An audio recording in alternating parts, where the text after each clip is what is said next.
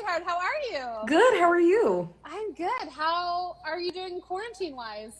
I mean, we're doing the best we can. I'm definitely enjoying a little bit of time off for sure. I don't know about you. I'm used to working 80 plus hours a week, so it's definitely a fun first not doing that. But yeah, just enjoying life. And excited to be getting back soon, which looks like Yeah, it's going to be happening. I know. I was asking, one of the questions I had on my list for you today was, are you open? Are you working? Like, do you have a plan? Like, what's your plan? Because I'm trying to figure out our plan, and it's hard Yeah. because I got a lot of moving pieces and stuff. So tell us about your reopening plan, or when you kind of think you're going to start to get back. So we're really lucky because we're phase two, Mm-hmm. and how we function, at least as a photography studio, is we're pretty much one-on-one. So and the way that my studio is set up, because I shoot in a gigantic multi-story open floor, natural light and also studio strobe studio. So we have the ability to social distance pretty easily. And we've actually like gone through and tape measured our whole studio space to make sure that we really can, and not just social distancing 6 feet but even more than 6 feet. I'm really a huge proponent in like being as safe as physically possible.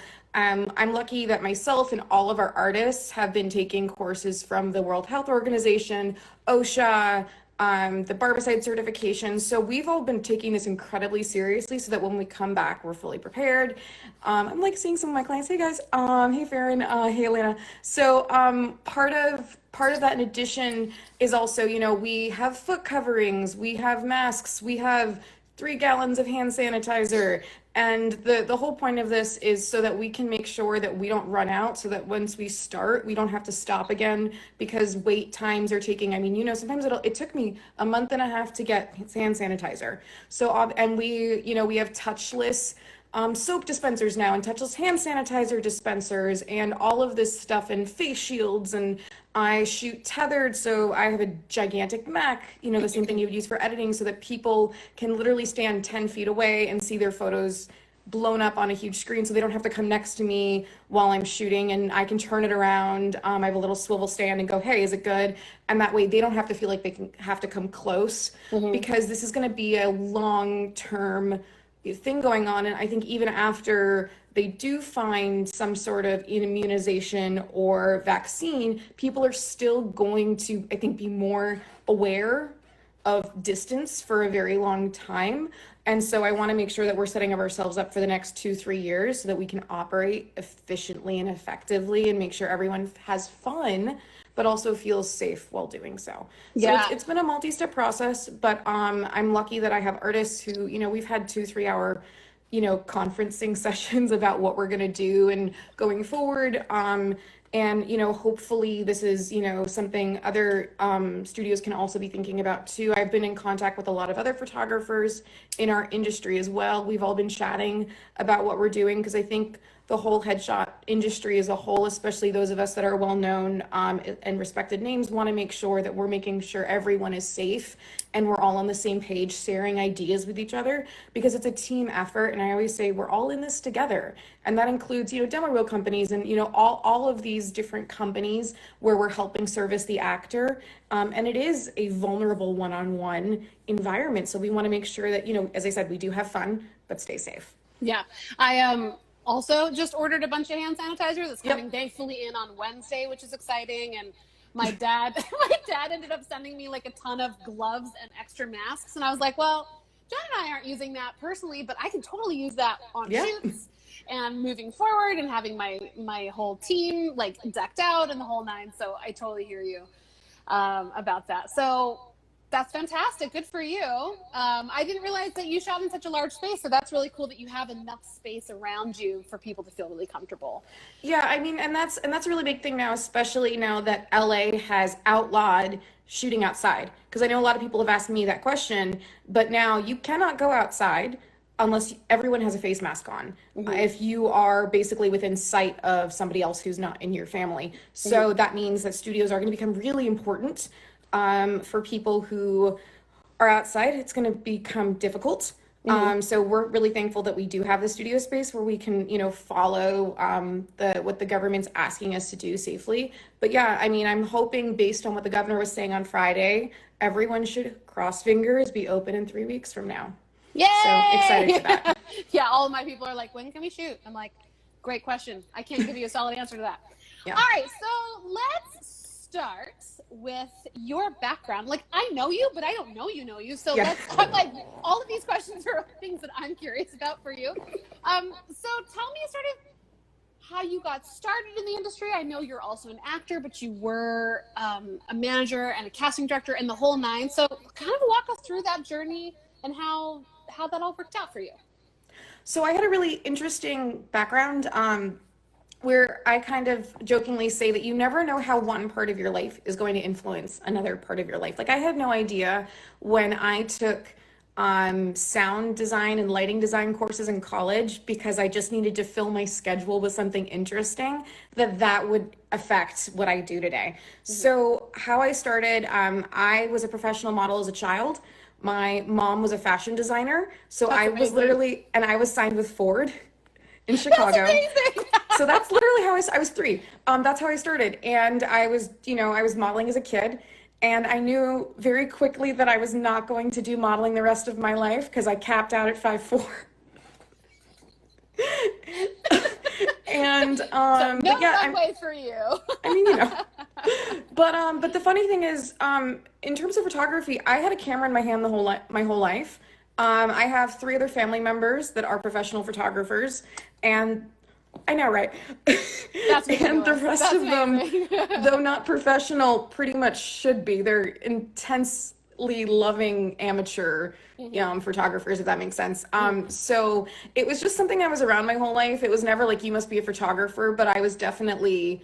It was something that was there. Like one of the coolest things that I remember growing up, my uncle was at the dinner table with me and my dad, and he was holding his camera down here, not even looking at it, and he was just shooting me, and had perfect accuracy, precision, and focus. And it literally was down here. And I couldn't get enough of that. Like as a kid, I was like, this is so cool. But so I was always acting, performing. My parents, my dad has a background in 2 PhDs and works in business and was like, if you're going to be an actor, you need to study business because I'm not going to let you go to LA without having that. Yep. So I was forced to basically, while I was in college, find internships or jobs that were related to acting where I could say, hi, this is related to acting, this is what I'm learning, and be able to have a PowerPoint presentation pretty much when I graduated, giving them my blessings. But I'm so thankful for that because I double majored in theater with a double emphasis in acting and costume design, and we'll get to why that's important in a second, and then also business.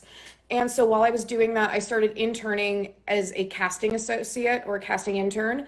I then was hired my next summer and started working as a casting associate, working on movies for Nicholas Sparks, for Lifetime, for Hallmark, for GMC, which is now the Up Channel, for BET, mostly in the Southeast. My first year I was working in Boston. I worked on RPD, Here Comes the Boom, Ted, eventually Ted 2, so on and so forth. So I worked on a lot of features, a lot of TV movies, and then the one TV show I worked on as well as Revolution. So all of these different things that I was able to work on, and I worked doing extras casting, principal casting, location casting, and that was really helpful. And then eventually when I graduated, I was able to transition all of that stuff out and get a job in casting. And I started working and doing a lot of stuff for Hallmark and for a lot of TV movies primarily, because I understood the location casting perspective and I was able to help them with the LA perspective of casting their 1 and 2, and then working with a location casting director to help kind of fill out the rest of the cast. And I'd also worked as a casting coordinator. I think the largest amount of people I had cast, I think we had one scene in Safe Haven that was like 2,000 people, which was ridiculous.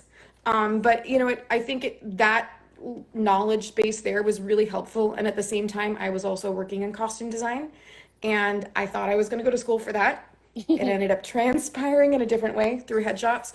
And then while I was doing all of that, I slowly realized when I was in LA that casting directors do not make a lot of money. And it is just as difficult as being an actor. And a lot of people don't think that, but there are times, especially when you're working in TV movies and you're not an established CD who's been working for 20 years, where you're just not working and you're bartending or doing something else. So that's kind of how the whole headshots came around. I started shooting my friends for free because they were broke. And I was utilizing a lot of the skills that I had learned working in casting as to why I was calling in people and not calling in people, because again, it was just something that fascinated me, kind of like a fun science experiment of why am I clicking on this person's photo and not this person's photo.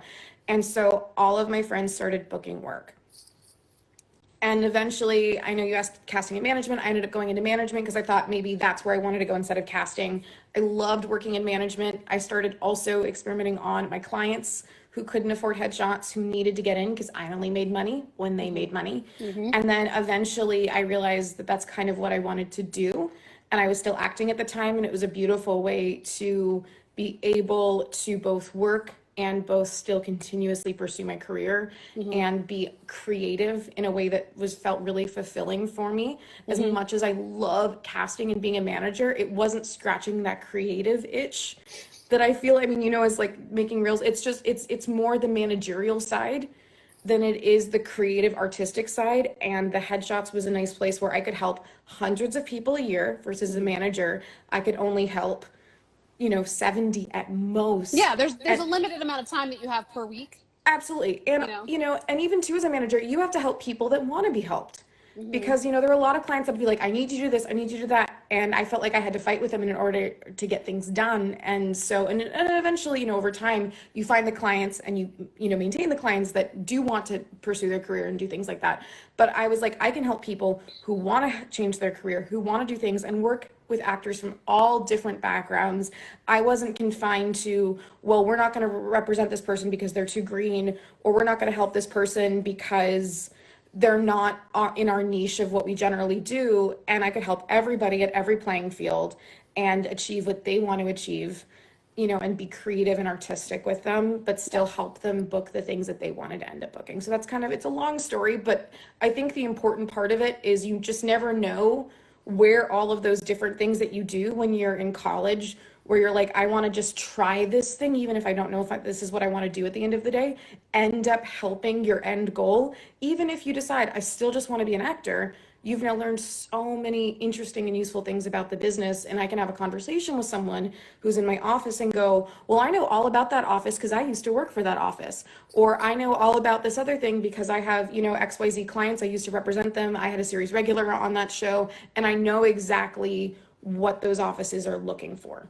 What I love so much about your story is you did exactly what I always recommend people do, which is have what I call industry adjacent jobs to what you want, right? So if you're an actor, but you can also like edit, or you can, do sound for production, or you can, work in casting, or you can work somewhere around that. It's so good to have all of those skills because then you're never in want of a job.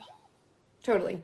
Yeah, I mean, I definitely would say when I was a manager, I had at that time made an executive decision not to act. And same thing when I was working in casting. And I definitely would tell up and coming actors, just know that if you are not interning, but if you are like working and it is your job, there is definitely, especially in the United States, I've talked to people who are in Australia and you can kind of do both at once and it's a little bit more fluid. But here in the US, you are an actor.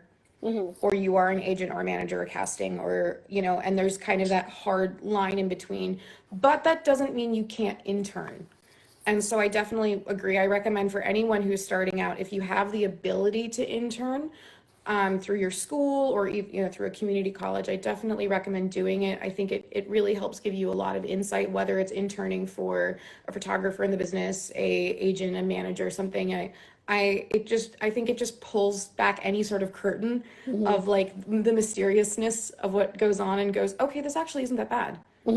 And I think the biggest thing I learned working casting, I remember we were casting a Hallmark film. We had people coming in from Pretty Little Liars and the Pretty Little Liars spinoff, I think Ravenswood, and soap stars and well-known ABC shows, and they're still all auditioning. And they have good days and bad days. And by the way, they're all great. Yeah. The majority of them all could have done a great job. Yeah. So it's, it doesn't end just because you're on a series. Everyone's still doing the work and bringing their A game and, and doing their own thing. So, yeah. Yeah. Before we get into all the specifics of why I think people are here, I'm sorry if you're hearing an echo. I can kind of hear an echo when I'm talking.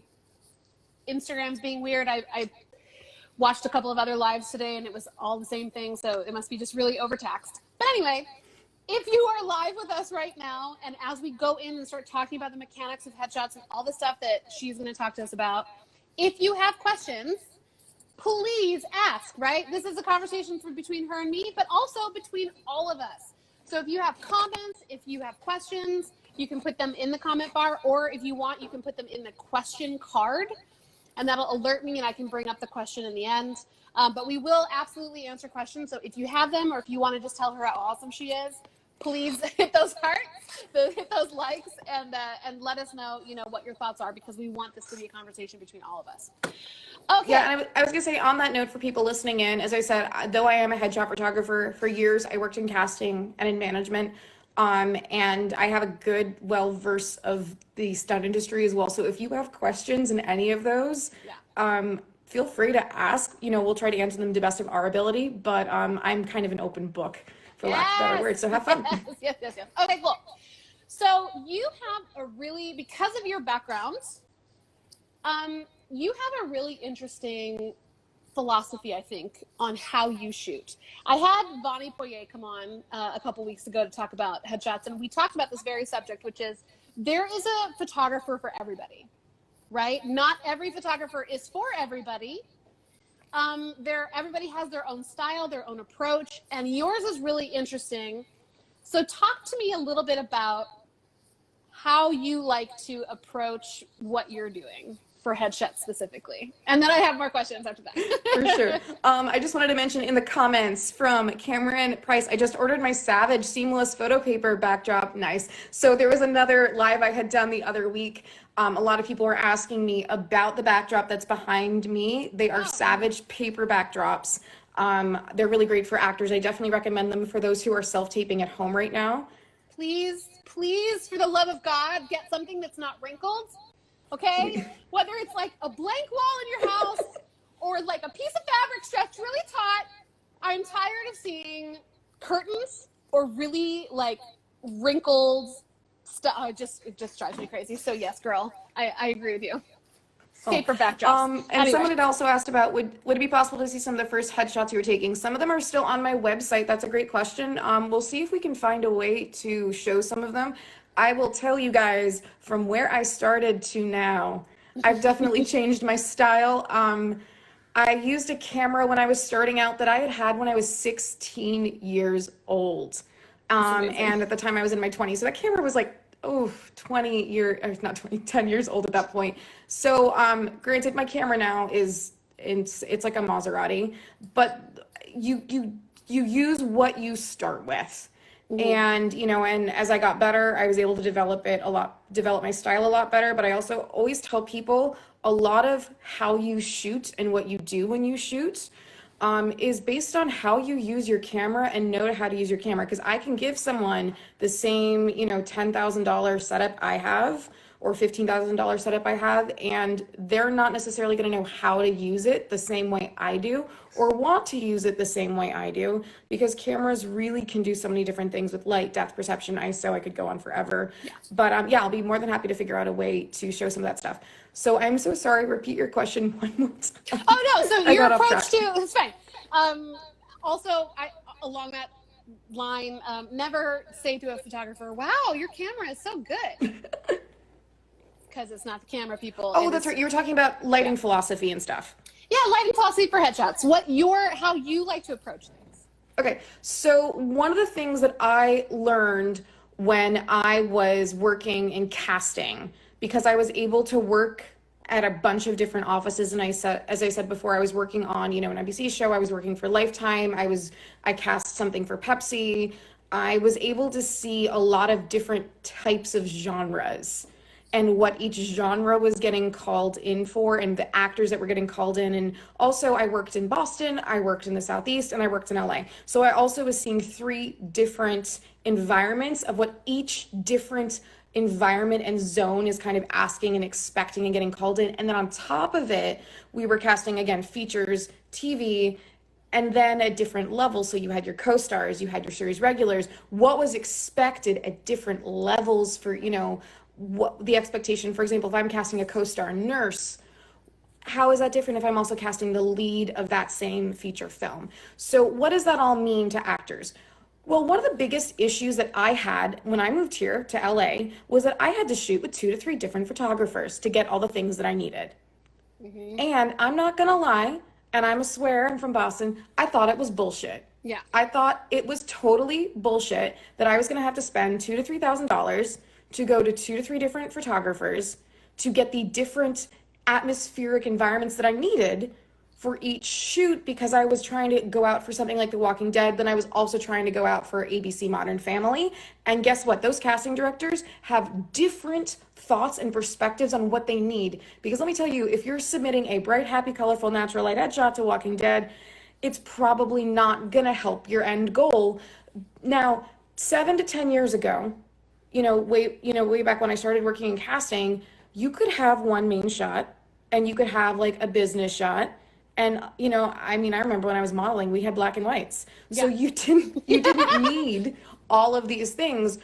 But when everyone forgets, breakdowns used to be a little courier that ran around on their bike and delivered everything. And way back when, yeah, you could have a shot or two. But now that everything is digital, now that it only costs $10 to upload, I know that is expensive, but it's still way cheaper than, printing, for $2.40 your color headshots and sending them to everybody.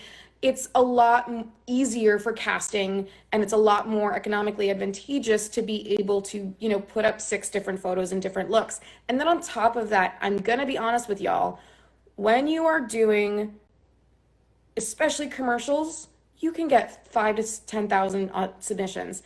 And, honestly, when I was working, even in Hallmark, we would get 1,000 to 2,000 submissions on a star name only role. Star name only. Not even everybody, or and God forbid we had a submission that was like 20s to 30s female.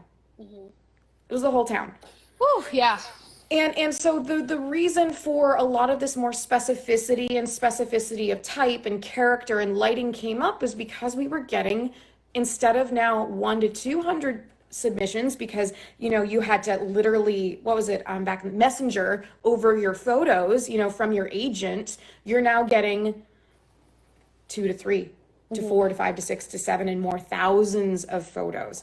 And so I really saw that trend in the industry, and I was like, I want to build a business where an actor can come see me, they can get their commercial, they can get their theatrical, and they don't have to go to multiple photographers. And the other thing too, and I love everybody, it takes more time as a photographer to switch our lighting settings. It takes more time for me to edit. And if I wanted to churn through clients left and right, I would keep the same lighting settings, not move anything around, and I would be able to do a lot faster. But the thing is, that's not helping the actor. My goal is to help the actor and to be able to make small lighting changes, small background changes, and be more specific. Because if someone goes, hey, my goal is to be on AMC and to be on the Mayans or Walking Dead, that's really different than if someone's like, I need a soap shot. And because of my background in casting, I was able to go, well, the soap CD's like this, or the CD likes this as well. Different agents have different preferences. I have one agent that only likes plain backdrops. They like white, they like shallow depth of field. They want it either on a softbox or natural light, and that's what they like. But I have another agent that's like, I want color, and I want more busy stuff that's more busy going on. I want more specificity. And so we're able to really custom tailor our sessions to what that actor and that agent and manager needs. And I think that's really important, because I never wanted to be a photographer where I was like, I can only do one thing and I just do that one thing. And that says that it's the best thing, because what is one thing is not always the best thing for every actor. And so I'm all about giving that, personalization with every person and really getting to, okay, what do you specifically need? And, making sure I have the tools so that pretty much if anyone needs anything, I'm able to get it. It's always going to be reflective of, I'm going to always have a bit of a style, of course. Yeah, because everybody does, and that's not a bad thing. It's not a bad thing. I definitely have a style, but I never want my style to get in the way of what the job of the headshot is, which is a visual business card. And that was something, one of the first jobs when I was assisting and interning, I worked at Osbrink. I have Angela to thank for this. She gave me 2 piles of headshots and she said, I want you to shuffle them into which ones you think we should call in and which ones you shouldn't. And it was like a huge stack. And it was luckily it was in the middle of July. It wasn't super busy, so she had time. And then afterwards, she shuffled it and then showed me which one she did. And we did this a lot, and it was one of the best activities. But the reason I'm mentioning it is one of the things I learned is I was like, oh, what about this person? She's like, oh, that's a blah, blah, blah shot. And it wasn't a good thing that it was a blah, blah, blah shot. It was a blah, blah, blah shot, and that overtook the actor. And when your style is so overwhelming that it overtakes the actor and the goal of the actor, then we're not selling the actor, we're selling the photographer. And I know that's a weird thing to say, but it's something that I've really made sure is important in my work, is that the goal is always, what is the goal of the shot? And I've had clients where I'm like, what is your goal? And then I have seen them book a co-star in that goal, a guest star in that goal, then a recurring, and now they're on a series. And because we were really specific with their specific goal and their feel and their art view and their aesthetic, it helped them get the goal that they specifically wanted. Yeah, we do the same thing with reels, right? Totally. Right, like it's not just like what kind of scene do you need, it is what is the scene needing to accomplish for you to get you in those rooms so that you can shine and book the gig, right? Like, how can we make this look as much like this particular show or whatever so that we're accomplishing this kind of thing for you? And it's not just like, let's make you look pretty and do a bar scene. Like, that doesn't help me. It has to be as specific as you can. So it sounds like you and I have very similar philosophies when it comes to getting people to understand the importance of specificity and doing that work, right, before you come in and invest the money that you're going to need to do.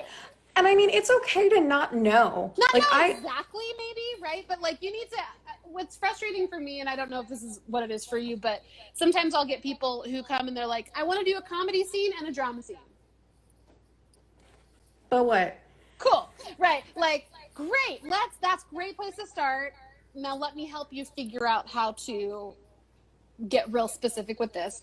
What kind of work do you do with the people that come to you when it comes to helping them figure out their niche, their brand, their types, and how to accomplish those looks in the headshots? Like, what kind of work do you guys do together? Yeah, great question. Well, I think I like to break it down to 2 types of actors, because I think, in fact, there's almost 3, but the third is a very small exception.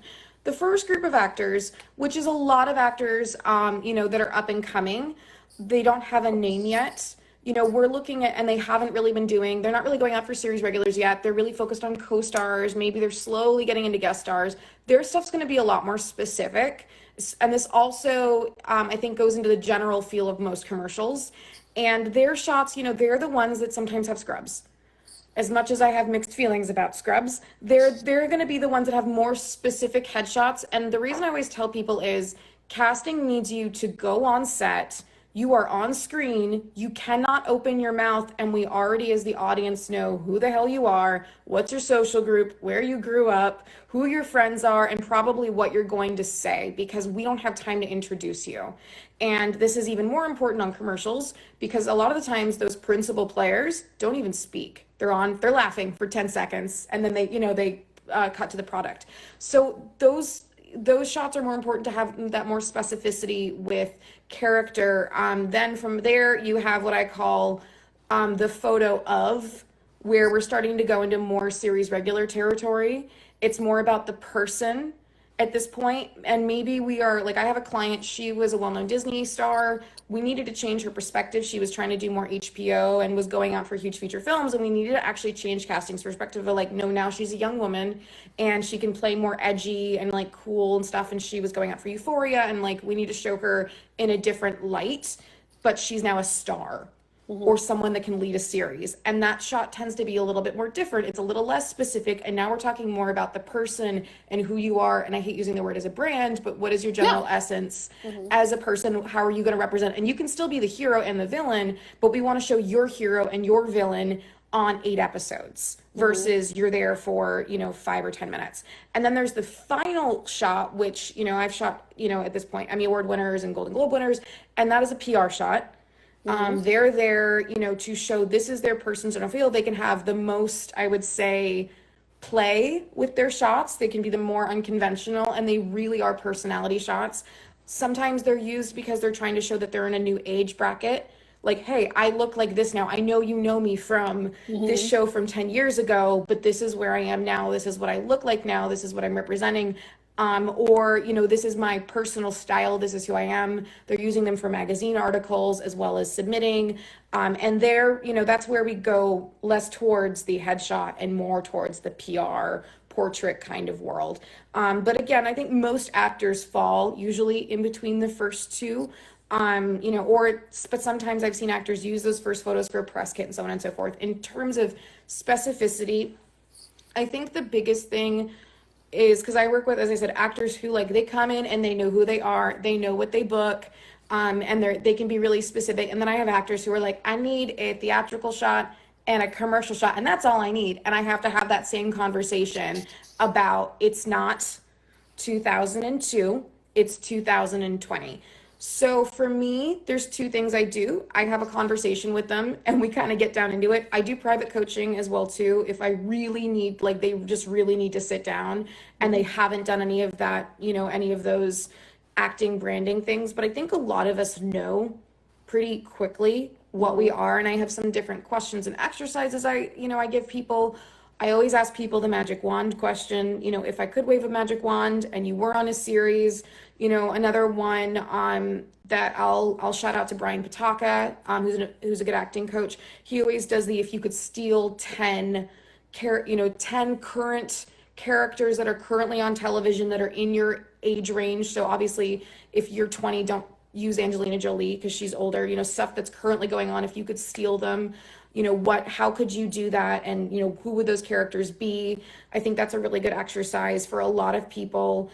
An exercise I tell people to do the 30 list exercise, which is who are 30 characters who you can steal tomorrow. And, on different types of television currently cast in the city that you are working in. So obviously if you're not working in Vancouver, try to avoid those because I think it just makes it more messy. So there's a lot of different exercises we can do to kind of help figure out who we are as an actor.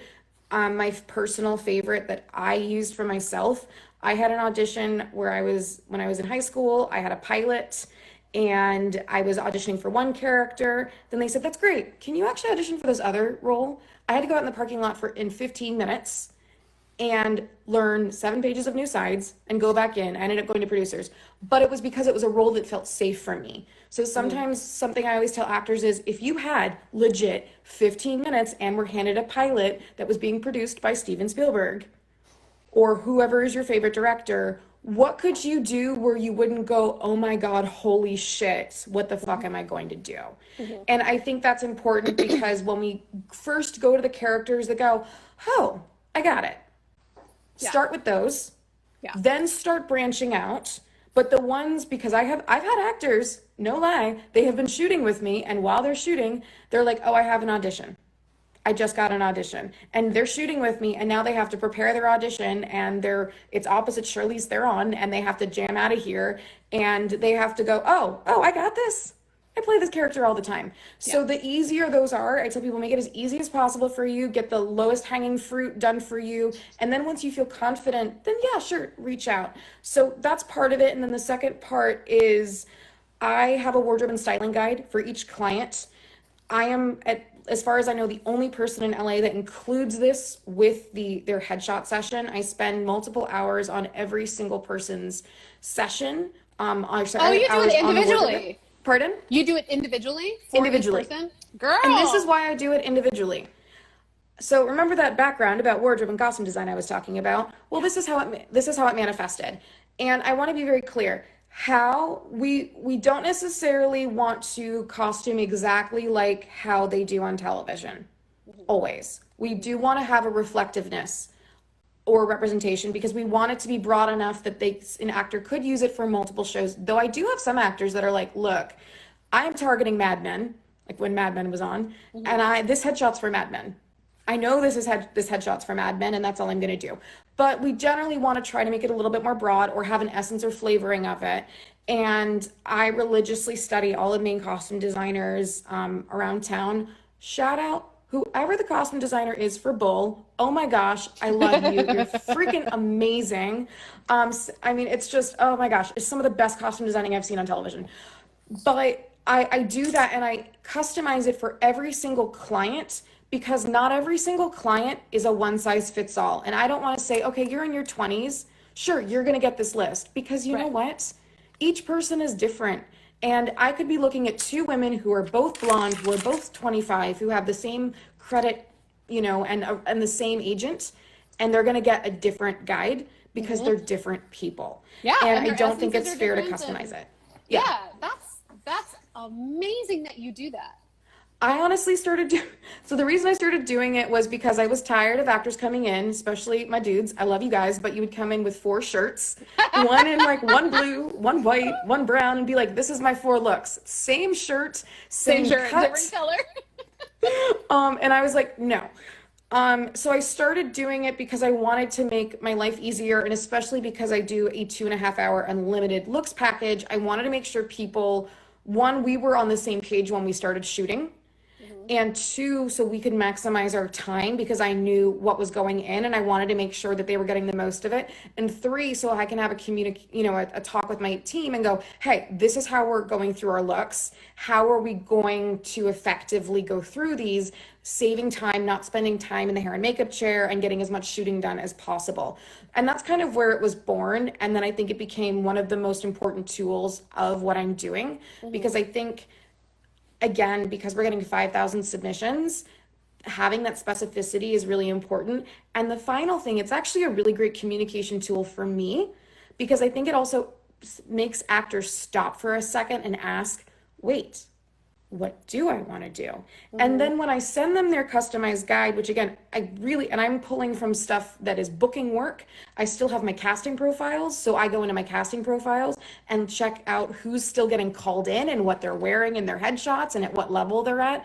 And are they a similar type? And sometimes I'll have a new look that I've never heard of and I want to deep dive into it. So I also want to know what agents and managers are currently effectively submitting outside of even just my own clients. And then it also tells me, hey, I want a hipster. Well, you were asking like, how do you differentiate between half hour and, like a half hour multicam and a single hour multicam? Well, this is part of it is now I have the conversation of, oh, you're a girl next door. Which type of girl next door? Which type of hipster did you relate to based on the pictures I was sending you and the guide I was sending you? Because that gives me the information of, well, where, even though I'm customizing it, I'm still giving them options. Where do you fit in this world? Tells me a lot about you as a person. What is important to you? I'll have them send me mood boards and visualization boards if they're a visual person like I am. I have people send me PowerPoints sometimes because that's the type of person they am, and that tells me so much about them before I've even met them. It tells me how they organize themselves mentally, how they view themselves, who inspires them as an actor, the type of photos they like, because sometimes people will send me photo inspirations. So I can utilize all of that to then customize the lighting for them, customize the backgrounds for them, customize their general aesthetic. It's actually helping me make my life easier so I can really give them exactly what they want and need. And that's before we've even started chatting. And then we chat. But it's just, I think it's, again, does it take more time? Yes. But it gives a better result.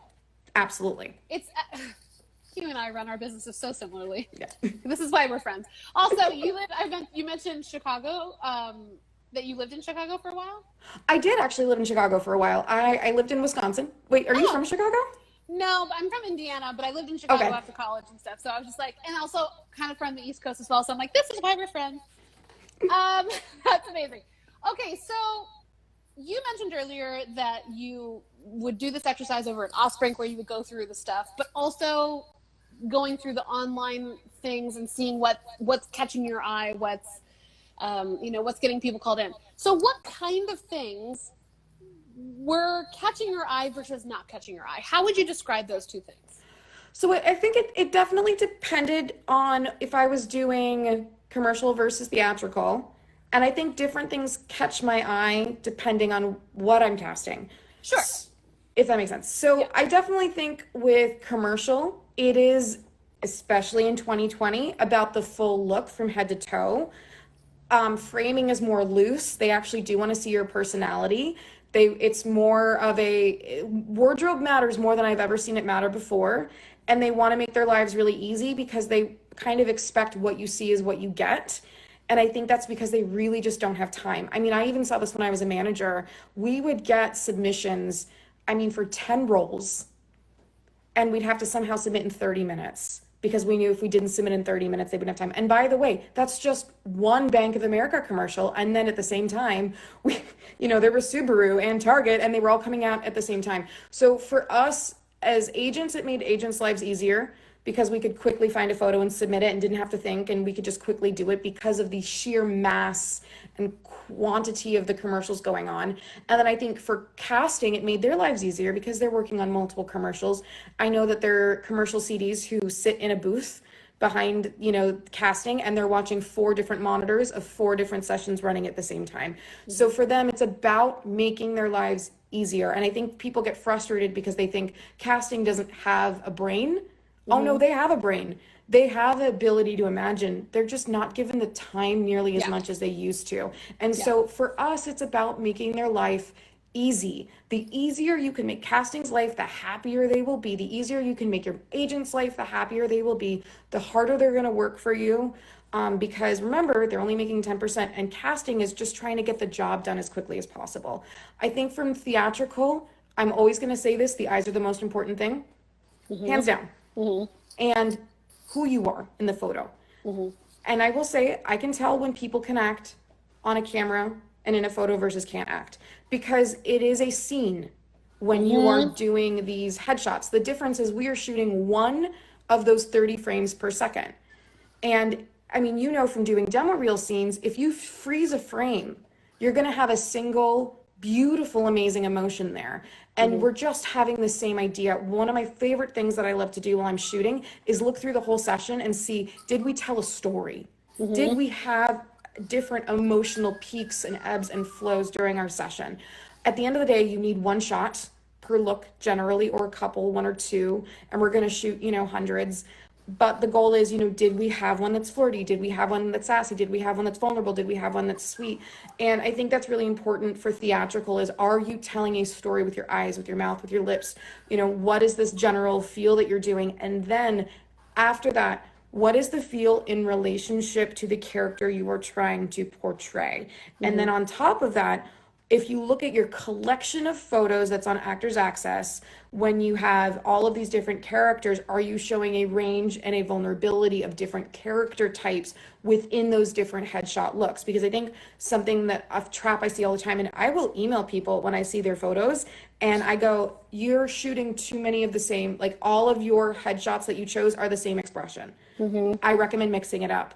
And that's what all of my agents do. When I see them pick favorites, they're always looking for an interesting breadth and width of characters. And sometimes someone will say, well, why did they pick that look for that headshot? That doesn't make sense. And I'll go, it's because that was your best mean, bitchy girl of your entire session. And even though it may not perfectly percolate with that look, you needed it because maybe they loved this other photo and they're trying to get it down to 5 photos so that you're not uploading 14.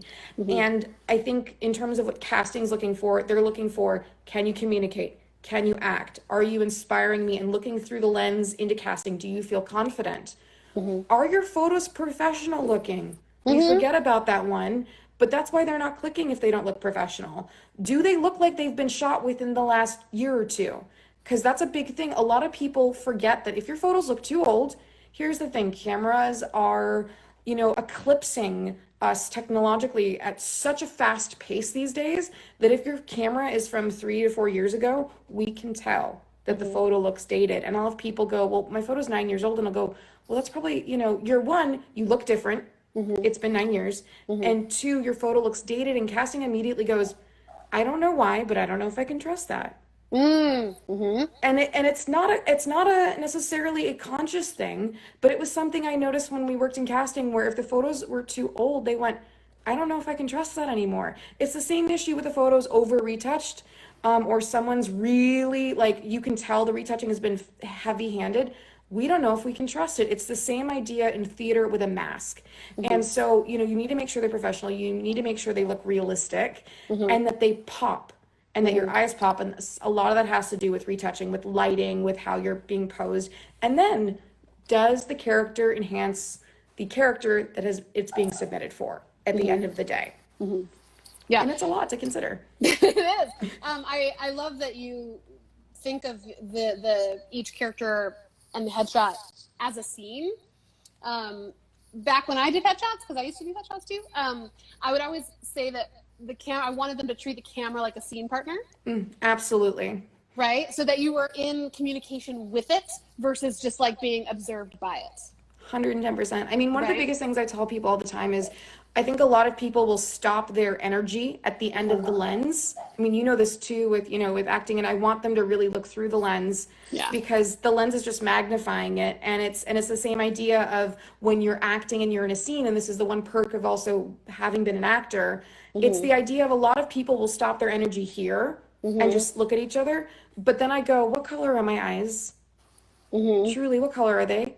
They're not just brown, they're what brown, or they're, what green, or what type, describe them. And then you start really looking at someone, and it's the same idea as in a headshot where you really want to actually be looking at someone and really communicating with them and affecting them. And I think that makes a huge difference because I think a lot of people think, oh, it's like a model shot where I just need to look pretty or look good. And headshots are about communicating that emotion, no matter what level you're at. So for people who are going to be shooting new headshots here in the next couple months, whether with you or whoever they choose, do you have any sort of top tips of things that they should be thinking about to help them prepare for, like maybe your top 3 tips that you would give somebody? Top tips. I just saw someone pop up. Is there anything Hallmark looks for specifically on headshots? Yes. It's a cover. Oh yes. I love my Hallmark and my Lifetime CDs. There are definitely things those casting directors they like. It's something I would get more into with a client when we were here. There's a certain way they like their headshots to be shot. It's just, it's the same thing with, almost every CD. Everyone has certain artistic preferences. In terms of what people can be doing right now, I think, definitely people can be thinking about their characters. I'm going to recommend to anybody, get your deposits in and reach out to your headshot photographers because we are all going to be like a cannon shooting out of a cannonball when this comes back. Most of us, have clients where, we had to stop shooting and we're going to have to be getting in new clients. So this is not something where I would recommend waiting. I would definitely get your deposit in, secure yourself, both for demo reels and all of this. We're all going to be so busy. And then on top of it, there's going to be such a backlog in production work once this all starts that agents are not going to have time to talk to you about headshots because they're going to be catching up on trying to get themselves money and income because they have not been working themselves. So right now is a great time to go, hey, I need new headshots. Let's plan, let's talk. This is a great time to ask your team about clothing and wardrobe so long as they're open to it, because I know there are businesses and agents right now that are closed. And if they are closed or dealing with, personal issues, let them have that time. But if your agent is open or manager's open and they have time, absolutely take advantage of that time right now to start planning your shoot. And guess what? You have more time. And on top of it, clothing stores are having the best sales ever right now. Like y'all, so J. Crew just filed for bankruptcy. So J. Crew and Gap and that whole, and Saks just filed for bankruptcy. So they're having some sweet sales at the moment. So now is actually a really good time to go get clothing. If you are a fan of buying clothing and shipping it, please do not go to stores and try stuff on. But take this time to start, looking for clothing and ordering it and trying it. And, having time to do those things when you usually don't have time because you're running around and doing other stuff. So I think, use this time to, be the director of your session because you have time to do so. And on top of that, use this time to listen to, Instagram live sessions, podcasts. There's so many amazing casting directors right now that usually do not have time because they're working constantly. So it's a really great time to do that. Now's a really great time if you're writing your own demo scene to write your own demo scene or get those ideas of what you want to do, to talk to friends about, what you want. I mean, just planning so that when you do have time to be able to do all of that stuff, you'll have the opportunity to do so because you've been planning it and you can get it done and, quickly and efficiently execute it. So there's a lot that can be done right now. And also, people like me, I have more time to talk to clients now. Like I had an hour-long conversation with someone the other day about wardrobe because I can't see them in person. And I'm like, well, I'm just going to make it as easy as possible for you and help you, find what you need so that you don't have to go shopping in person. So, we also have time as photographers right now to help people more than usual too. And the shopping thing, not only good for headshots, but also I feel like for all the self-tapes, because self-tapes is now a thing, right? Like, so for all your auditions and stuff, if you've been, say, putting off getting a suit because you audition for lawyers a lot, but like suits are so expensive, they're on sale now. So 110%. That's awesome. Yeah, I mean, there's so much that we can be doing right now. I mean, obviously, if you're in a financially strapped place, don't go broke. Yeah. But if you have the ability, I would say plan, do whatever you can. And there's, as I said, free is watching television and finding your types. So that does not cost a dime. It does not cost a dime to make a Pinterest board. Yeah. Of characters and brainstorm. So there's so much you can do for free right now too in preparation for, a headshot session, or a demo reel session after the fact. Yeah. I just want to touch on one other topic because we only have a couple minutes left. Your thoughts on headshots for kids? Headshots for kids. I love headshots for kids. And, when I was shooting headshots, I wouldn't let anybody under the age of 12 even wear makeup, that kind of thing. I'm curious sort of how you feel about that. So that's a great question. I shoot all the way down to about 3. I have shot under 3. I will recommend other photographers for that. It's like a cardio workout shooting kids that young. It is a cardio workout. I mean, I'm lucky. When I was working in casting, my side hustle was nannying for years. Nice. So I freaking love kids. Oh my gosh, I can't wait to have kids one day. Not yet, but eventually. But I love working with children. I think they're so fun. What I love about children is how uninhibited they are. Yes. And they're just, I play improv games with adults, but I think that actually really stems from all of my years working in as a nanny and playing improv games with kids, because you can be like a kid, like, hey, the sky's purple, and they're like, okay, cool, yes, and let's do it. So in terms of hair and makeup for kids, I tend to say it is more a hair situation than a makeup situation. I really repeat this strongly, I do not want kids to look like they are wearing makeup. If they are wearing makeup, it is because, and this is honestly, it's the same deal for men. It is because we have so much blood under our skin. And remember, when blood isn't oxygenated, it's blue. Why do I bring this up? Because right here and all these other places, we have blue and purple coming through our veins and our skin. And I'm going to tell you, and you know this as doing, it's the same issue with doing demo reels. The lighting and the cameras are so sensitive to light and darkness, because that is how a camera reads a photo. For those who don't know, it's through light and darkness. They pick up on that purple, they pick up on that discoloration. It is to help prevent the discoloration. And it doesn't matter if you're shooting in natural light, it doesn't matter if you're shooting in studio light. If you're shooting in natural light, you need it so that you don't get completely whited out, through sunlight. If you're using studio strobes, studio has an even more tendency to, bring out certain tones depending on what you want to do. So even if you want to look rough and tumble and Walking Dead, I always tell people, you still should wear hair and makeup. They're still doing hair and makeup on The Walking Dead.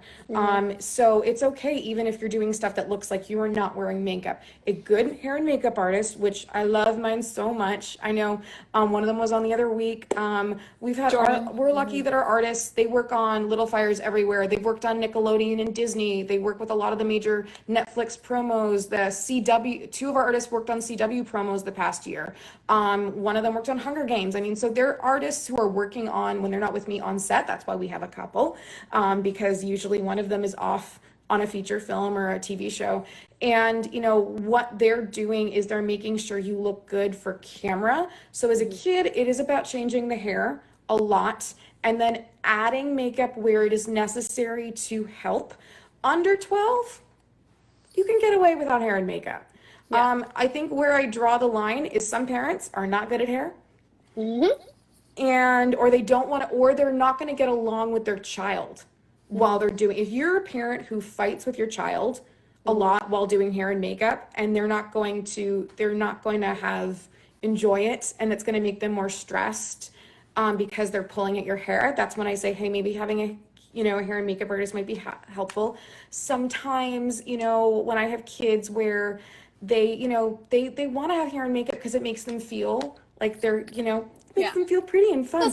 But, especially for little boys, they don't need it. And honestly, I know boys upwards of like 14 who don't necessarily need hair and makeup. I usually say once you hit about 15, I really strongly recommend utilizing it. And again, it's to help with character more than anything else, if that kind of helps answer the question. Little ones, I don't think my little guys ever have professional hair and makeup usually. Yeah, I agree. That's awesome. Okay, so we are about out of time. It's giving me the 2-minute warning. So how can people best reach out to you if they want to work with you? Like what is the best way to get in touch with you? So you can reach out to me at bellasavillephotography@gmail.com. That is BELLASAVILLE photography.com, or our email, which is bellasavillephotography@gmail.com. It's also our Instagram handle as well. So you can reach out any of those ways. If you have questions, if you want to get in contact with us, just let us know. We're here to help you guys and get some awesome, amazing pictures.